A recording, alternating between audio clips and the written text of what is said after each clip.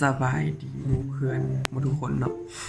วันนี้บีสิมาทาไอ้น้องปันข้าวเหนียวเฮ็ดคลิปเต้น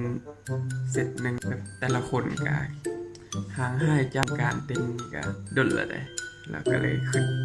ว่าเอาคือสิบุยไผได้ซ้อมกันดอกเนาะสิเป็นอยู่ได้เวลามาให้เสร็จ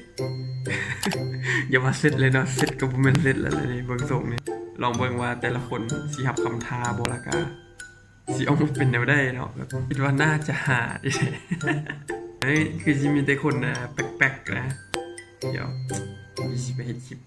เต้นก่อนแล้วก็สิโพสต์ลงเฟซบุ๊กตัวเองแล้วก็สิแท็กหาพวกไอ้น้องเขาว่า